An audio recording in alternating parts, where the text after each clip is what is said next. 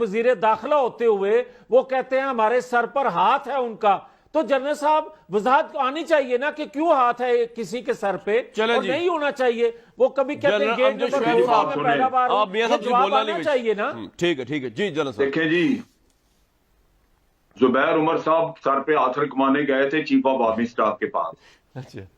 کسی کو تکلیف نہیں ہوئی.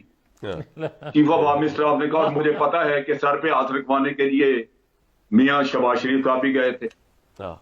بات یہ ہے کہ آپ الیکشن جیت جائیں تو الیکشن ٹھیک ہے، کوئی اور جیت لے تو الیکشن میں ساری دھاندلی ہے. اور جو جتنی آپ باتیں کر رہے ہیں، میاں نواز شریف پیداوار اس ماشاء اللہ کی،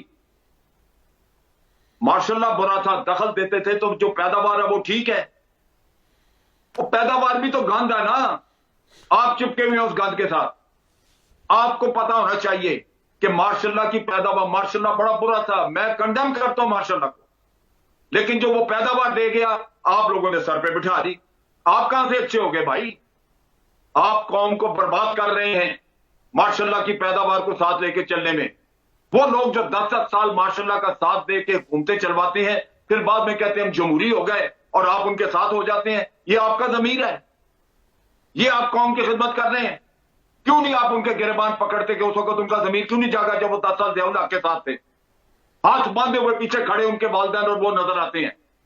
آپ کو تصویریں وہ نظر نہیں آتی؟ آپ اتنے بچے بن جاتے ہیں کہ فوراً آپ کو جمہوریت یاد آ جاتی ہے. کہاں تھی آپ کی جمہوریت اس وقت جب ضیاء الحق کے ساتھ 10 سال یہ کھڑے تھے؟ قوم کو نچوڑتے رہے، بھٹو کی پھانسی میں یہ کہتے رہے کہ جی ہاں ٹھیک ہوا آپ کے ساتھ. جو کچھ انہوں نے کیا میرے دل میں ہے، مجھے پتا ہے. اور آج آپ کو جمہوریت یاد آ گئی، آج آپ برا بھلا کہتے ہیں.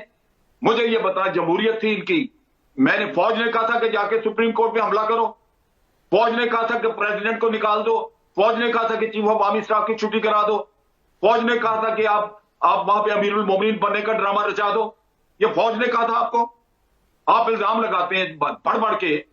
کبھی اپنے اندر بھی تو جھانک کے دیکھیں کہ آپ کیا کرتے ہیں. اصل دکھ یہ ہے کہ کبھی آپ لوگوں نے اپنے اندر جھانک کے دیکھا ہی نہیں.